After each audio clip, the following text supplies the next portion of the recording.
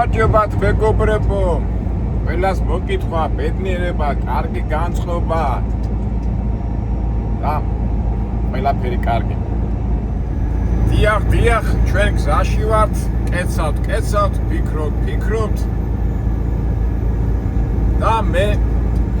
ისევ და ისევ გიზიარებთ აზრებს, ერთად უზიარებთ ფიქრებს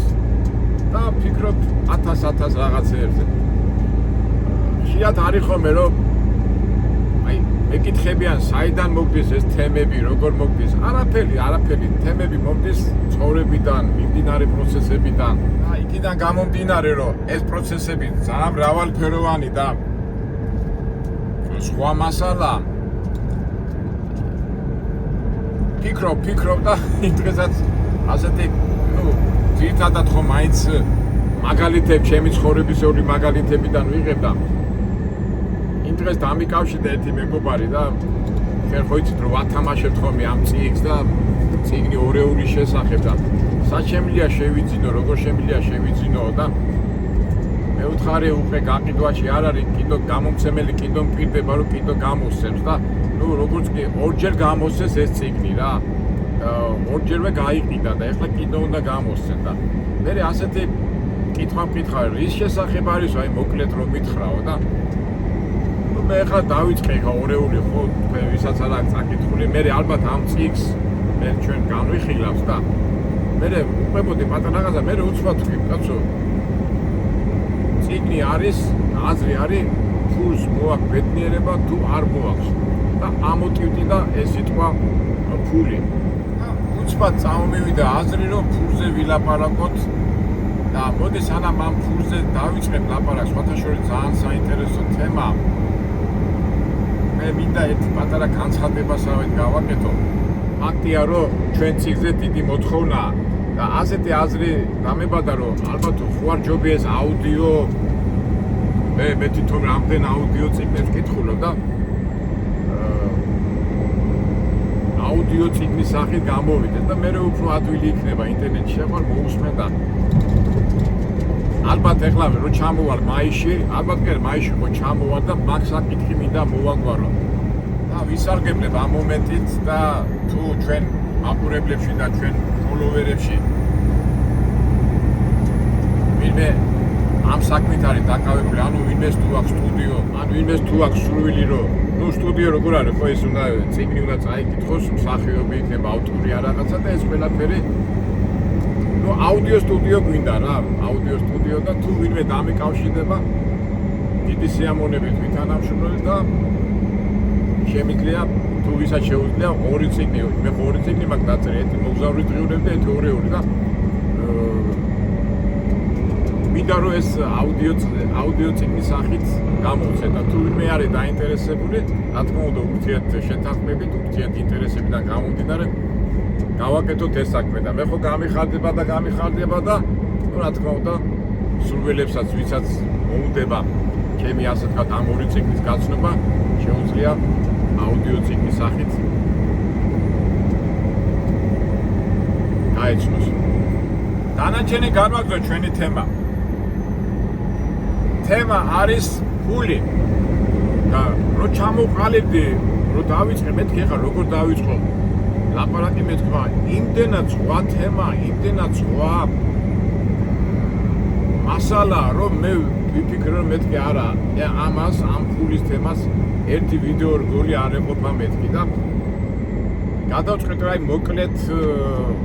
ეს ვიდეო დაუთმო იმას, აი ფული როგორ შემოდის ჩვენ ცხოვრებაში და ამას მოვყვები რა. თავისთავად ამ ჩემი ფიქრებს და აბეთნებებს რომ ვიწვი, ალბათ თქვენს ალბათ კი არა, მასეც იქნება ხა ფაქტურად ადამიანები ჩვენ ერთი და იგივე ცხოვრები და мотиваციით ცხოვრობ, რა თქმა უნდა, ბევრი საერთო გვექნება, მაგრამ ერთი მინდა დავამატო მეგობრებო, რომ დავიწყე ფიქრი, სხვათა შორის აი გამიკვირდა რა. აი ყველამ გუშინ ჩავიხედოთ, ხო, ჩვენ ახლა დილით გებით სამსახურში ვიდივართ, სადღაც ვიდივარ, მთელი დღე ვართ. 1000 რაღაცებზე ფიქრობთ და კითხვას გეტყვით და ცოტა ხანი გავშე. აი თქვენ როგორ ფიქრობთ? თქვენ ფიქრებში თქვენ აზრებში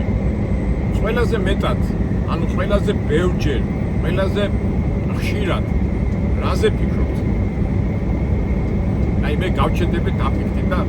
მე მიპასუხეთ კომენტარების სახით ან იმის სახით და მე განვარჯვებ. ესე იგი, მთელი დღის განმავლობაში ყველაზე მეტად რაზე ფიქრობს ადამიანი?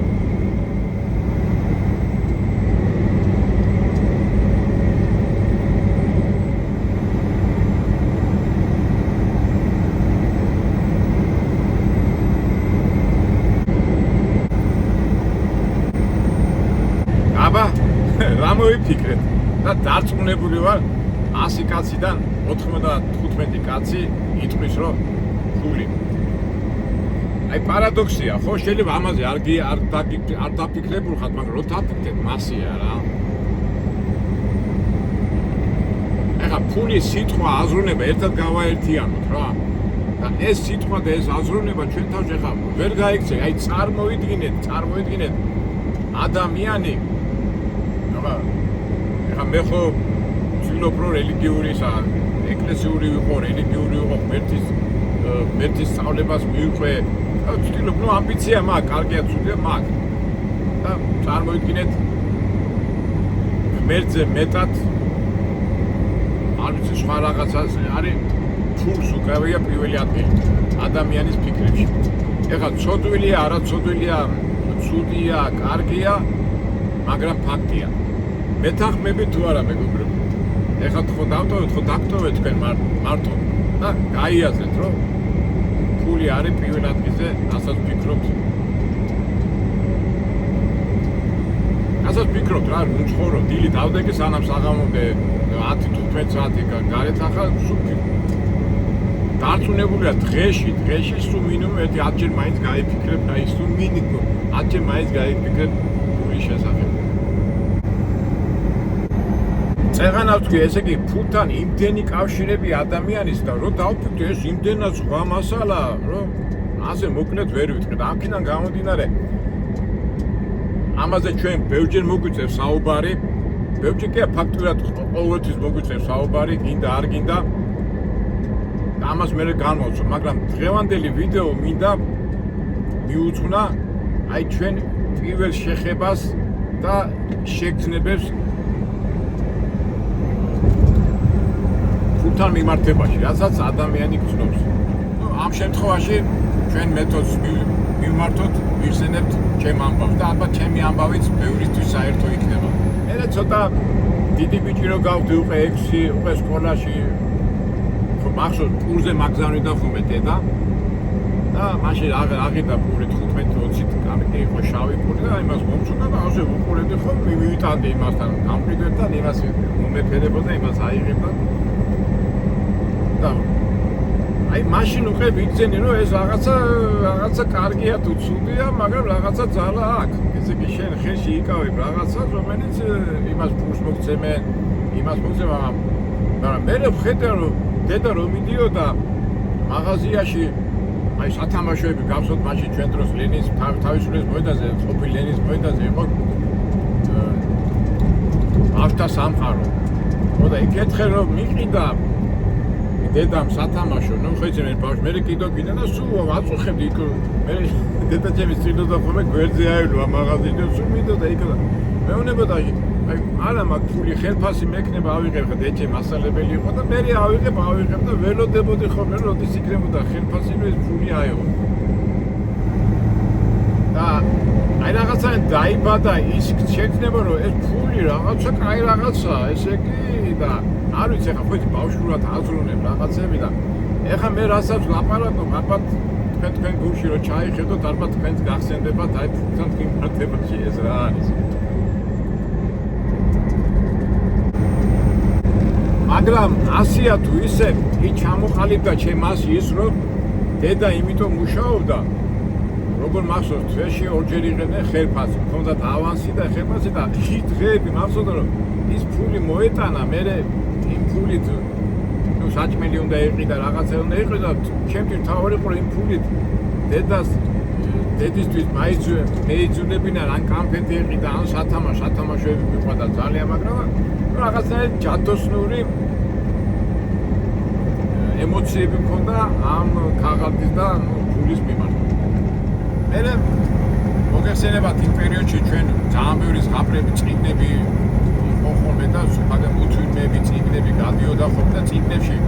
ზღაპრებში სამწუხაროდ აი ფულზე იყო ასეთი გამახვილებული ყურადღება, რომ მეფეები და მდიდარი ხალხს ჰქონდა ყოველთვის ოქრო. ესე იგი, ვისაც ჰქონდა მეტი ოქრო, ის იყო ძლიერი და ასეთი როგორ მახსოვს, რომ მეფე იმიტომ იყო ძლიერი, რომ ბევრი ფული ჰქონდა და ყველას ოქრო ჰქონდა, მაგრამ აი ქაღალდის ფულის მიმართ მაინც ისეთი შეგრძნება მქონდა. ეხლა რა შეგრძნება მქონდა, იმიტომ რომ ჩვენ კომუნისტურ წყობაში ვიზრდებოდით და ვხედავდი ახლა ტელევიზორი ხო ჩართული იყო და ის დაიჭირეს, ეს დაიჭირეს, იმან რაღაცა მოიპარა. ეხლა პატარა ბავშვის იმას ვიძახე 6-7 წლის ასაკში რა, ეხლა ტელევიზორს უყურე, გინდა არ გინდა, რაცა უნდა ბავშვი მაინც გესმის, ხო და ფიქრობ ესე იგი რა კარგიც არ ყოფილა, იმიტომ რომ ამ ფულის გურისთვის თუ იჭერენ და რაღაცას აკეთებენ, რაღაცა ბოლომდე ვერ გავიგე რა არის ეს ფული. მაგრამ ის კი ვიცოდი რომ ფული არის რაღაც ჯადოსნური, რომლის გაკეთებაც, რომლის საშუალებითაც შეიძლება ბევრი რაღაცა შეიძინო და განსაკუთრებით სათამაშოები. მაგრამ უყურეთ მაინც პროპაგანდას რამხელა ნიშნობა, აი დღევანდელი დღეც რომ განვიხილოთ წინა ვიდეოში ხო ამბობდით ესე ადამიანებს ველაპარაკები და ისეთი შეგრძნება მაქვს რომ თითქოს ტელევიზორს ველაპარაკები ხო ნუ პოლიტიკურ თემებზე, იმებზე, ამებზე და მაშინ მაინც აი საბჭოთა კავშირში ვინც გაიზარდა ფული არ იყო, ფული იყო ხელის ჭუჭყი, აი პატარა ბავშვის იმებს ვიძახი, რაღაცა თითქოს კარგიც იყო, მაგრამ რაღაცა ვერ იყო კარგი რა, ეს მე ბავშვის აზრებს გეუბნებით და საერთო ჯამში მოგეხსენებათ იდეოლოგია იყო ის რომ ნუ საბჭოთა კავშირი ასაშენებდა კომუნის ფულო საზოგადოებას და ის გარემოება ტრიალებდა რომ ფული არ არის კარგი რაღაცა. აი გავიგეთ ფული არ არის კარგი რაღაცა, მაგრამ იმას მაინც მივხვდი რომ ყველა ადამიანი მასწავლებელი იყო, პროფესორი იყო, საპოჟნიკი, ანუ მეწავე, პარიკმახერი, ფულთან ჰქონდათ ყველა სპეციალური დამოკიდებულება, მაგრამ ნუ საბოლოო ჯამში მივხვდი რომ კაცობრიობა და ადამიანები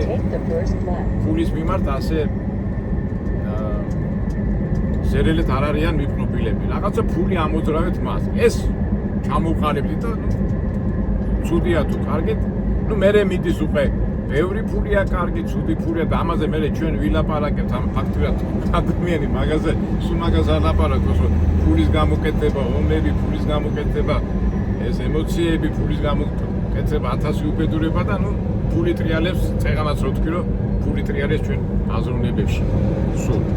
კარგია თუ ცუდია, ეს რეალობაა. To Kansas 156, then take the first left. გადასახლებთან გავიდეთ, რაღაც შენებდობა. კანზასში სტატში ვიმყოფები და რაღაც აი ერთ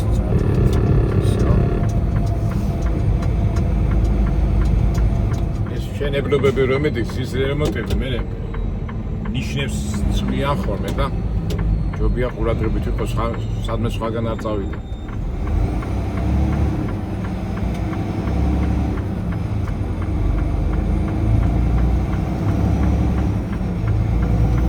Continue on Kansas 156.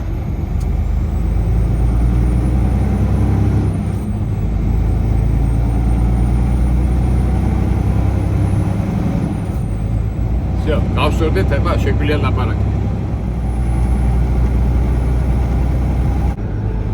ნუ ასე თუ ისე ფულზე ჩამომიყალიბდა როგორც ბავშვს, მაგრამ ეხლა ხო ხდებით ეხლა ბავშვები ეზოში რომ თამაშობ 1000 ბავშვებთან გაკლა. ეხლა არ ვიცი ბავშვები აღარ თამაშობენ ეზოში, ჩვენ დროს თამაშობდით ხოლმე და ზოგს ეხლა მაგათად ეხლა ველოსიპედი ხო როგორი რაღაცაა და შენ თამაშობ ეხლა ბავშვი უცბად ხედავ რომ ვიღაცა ბავშვი მოვიდა ველოსიპედით. ვა, რა კარგი რაღაცაა, მაგრამ გინდა ეს ველოსიპედი რა. შენც გინდა ის ხან გათხოვებს, ხან არ გათხოვებს, ხო ეს ბავშვებს შორის და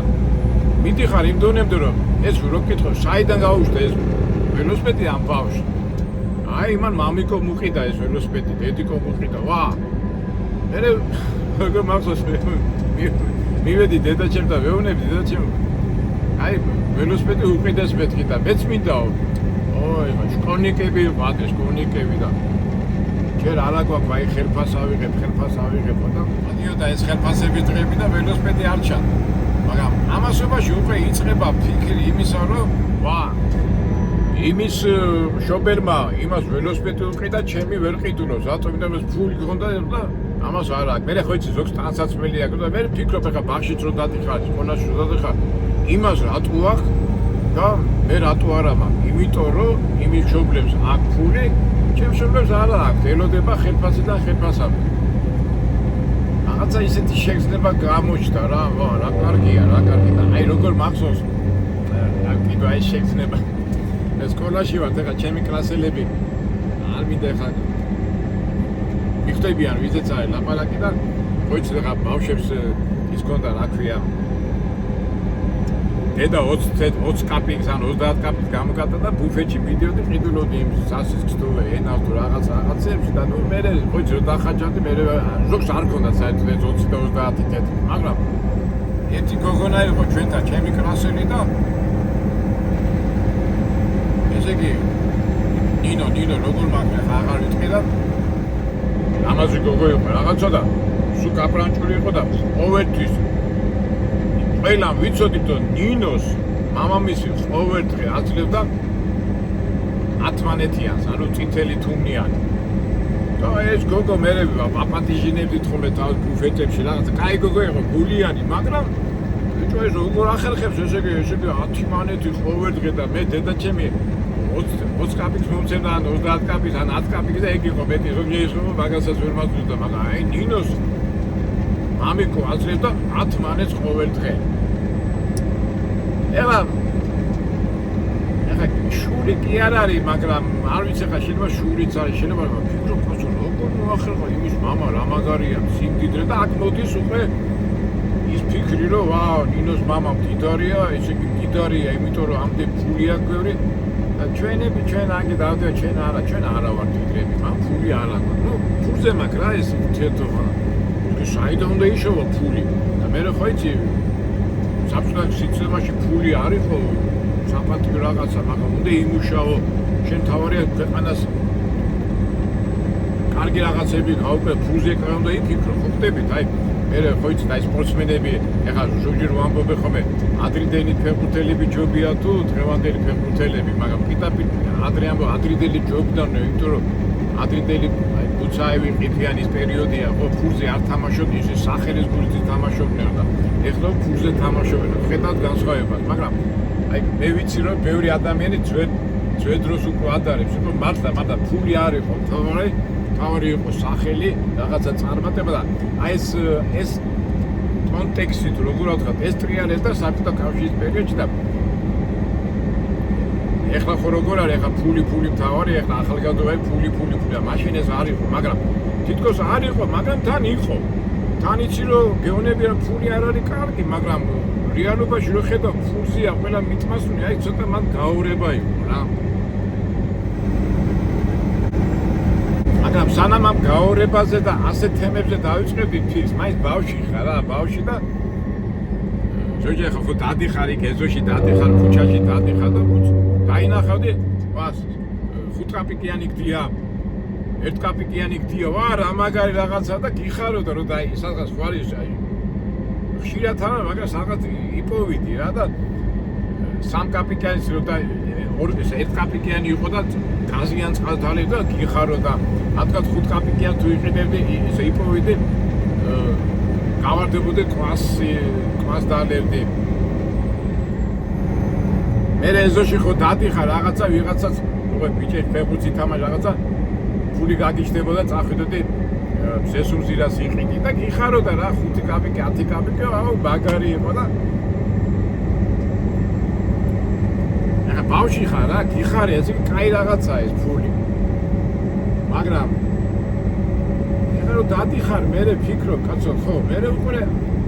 გასაგებია რომ ნუ შენ უკვე ჩამოგიყალიბ და აზრო რომ გაიზდები მე ხელფასი გეკნება პრობლემა შენ თვითონ უკვე დედას და მამას აღარ ასთხოვ ამ ფულს შენ გეკნება შენი ფული და ნუ ამაზე ამით ახარ აქვია აჟიტირებული მაგრამ ფულზე იმდენად არ ფიქრობ როგორც წარმატებებზე იმიტომ რომ სპორტსმენები რაღაცები მაგრამ ფული მაინც ტრიალებს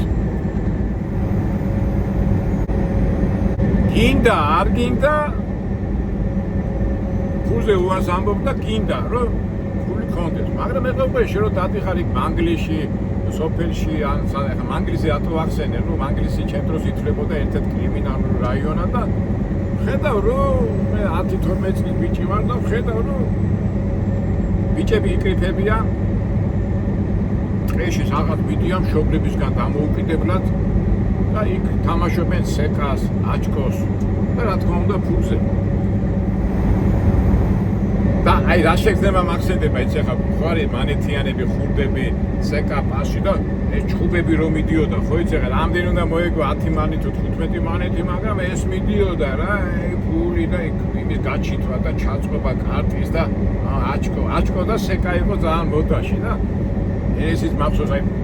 ამდენზე 15-20 მანის მოიგეთი და წახვიდეთი და იქ რაღაცას ლუდი არა მაშინ პატარები ვიყავით ეხლა 14-15 წლის ბიჭები მაგრამ ნუ რაღაცას გავაკეთებდე და რაღაცას ვიყიდეთ მაგრამ მე დიდი ბიჭებიც რომ ნახე რომ უკვე ძალიან მაგარ მოდაში იყო სეკა და აი 3 ტუზი და 3 კაროლი და ეს კიტრიანებდა თავში და ძალიან მაგარი ტიპი იყავი რა რომ აი სეკაში და აჩკოში ფულს დაითრები რა უკვე ჟარგონებით ლაპარაკობ პოლიცია მელანდება და გავიგეთ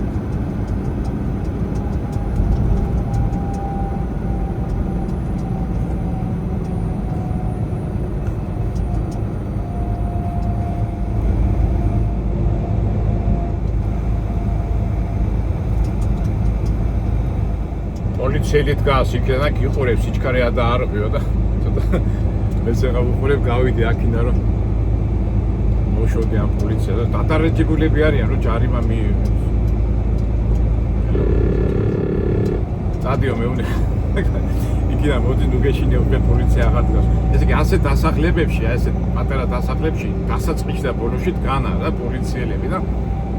ეხლა აქ სიჩქარეს თქვა 30 რო არის დასახლება 35-40 თუ წახვიდე მოდი და მე ტიკეტს გაძლევს და ეხლა ძღოლი შეხვდა ნუ გეშინე პოლიცია რა ისე შეგიძლია შეუბერო. გავწდი ამ დასახლებას მაინც საშიში ზონაა საშიში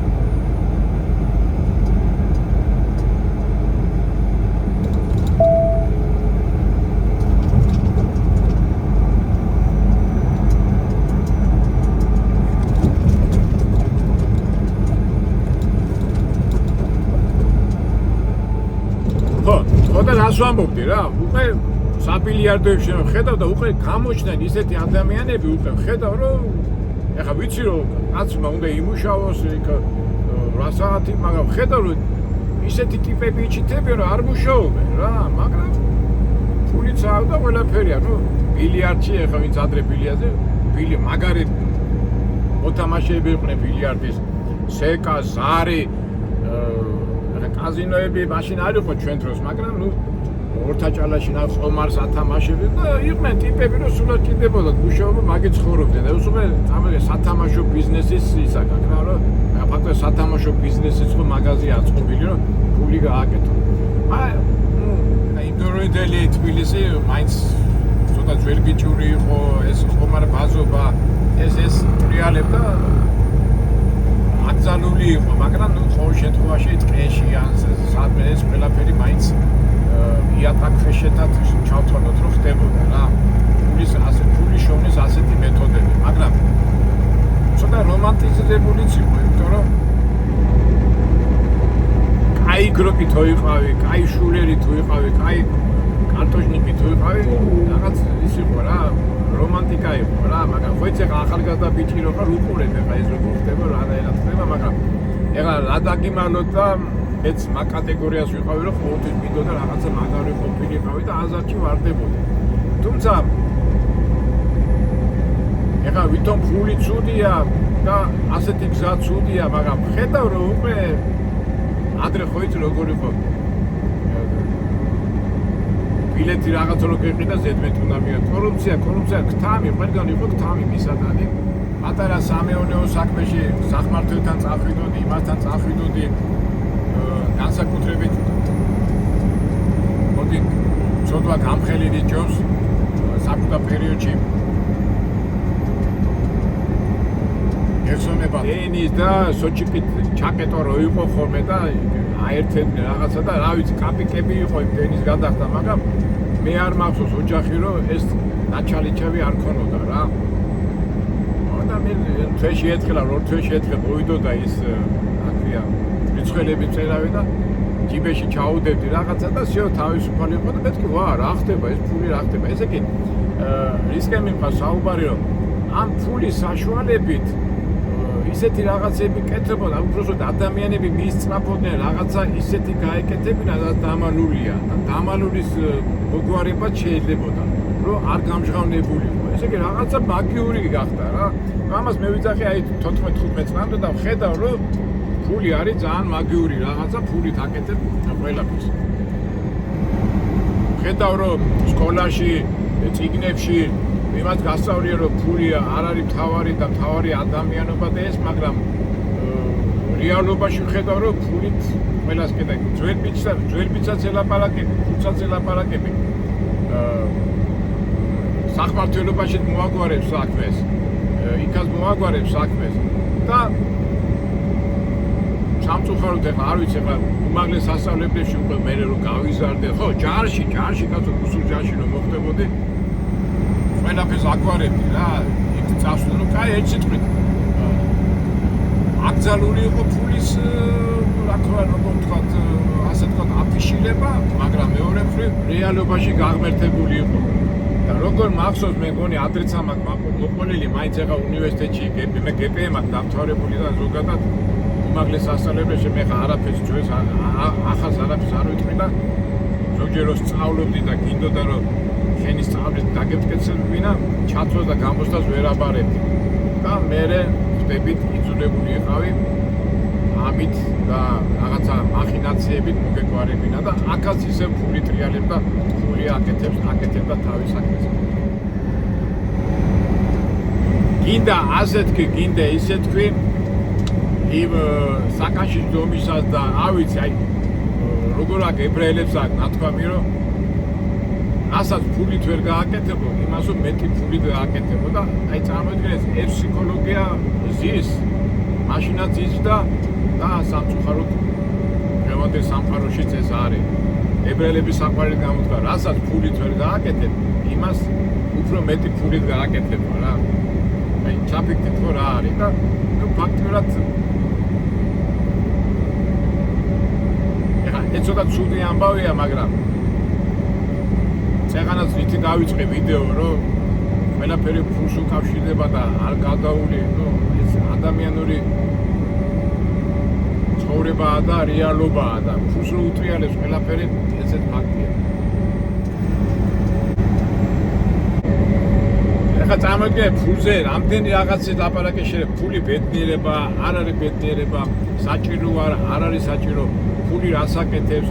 ლიტერატურაში როგორ არის ცხოვრებაში, იმდენი სხვა მასალაა, მე ამჟამად ეხლა დავამთავრებ ამ საუბარს და მე განვავცოთ და განვიხილოთ, იმიტომ რომ ძალიან დიდი სხვა მასალაა და უბრალოდ მინდა რომ თქვენც ეხლა ამ ვიდეოს შემდეგ თუ რაღაცა კომენტარის სახით რაღაცა ფულთან დაკავშირებული საქმე ან გარემოება ან ძალიან ბევრი ვერსიებია, ცოტა შეიძლება გაურკვევლად თავთქვი, რაღაცა იდეა შემოაგდეთ, ჟარგონს ვიტყვი, ფულთან დაკავშირებით და მე განვავცოთ. თუმცა მე ვიცი რა თემებს გავუშვებ და ძალიან ფართო მცნებებია და შემდეგ ვიდეოებში მე განვიხილავთ ამას ყველაფერს. ეხლა ამ ვიდეოს დავამთავრებ ამით და ისე და ისე მოდი ვისარგებლებ იმით, მინდა აუდიო წიგნის მომზადება და თუ ვინმეს აქვს აუდიო სტუდია ან აუდიო ჩამწერი ფირმა, ვაიში თუ დამიკავშირდება, მე დაუკავშირდები, შევთავაზეთ და ჩვენი წიგნი გამოვუშვათ აუდიო ვერსიის სახით. მე კიდევ დაგემშვიდობებით მეგობრებო, ცოტა პატარა შევეხე ფულის შესახებ და მე განვავცობ უკვე მეურდები, გისურვებთ ბედნიერებას, სიხარულს და თქვენი თავის პოვნას, თქვენი თავის პოვნას. ესეც ერთ-ერთი ძირითადი მნიშვნელობა, მაგრამ ამ თემას მე ჩვენ განვავსოთ და განვავსოთ. ყველას გისურვებთ ბედნიერება და იმედია მომავალ საინტერესო ვიდეოებში შევხვდებით.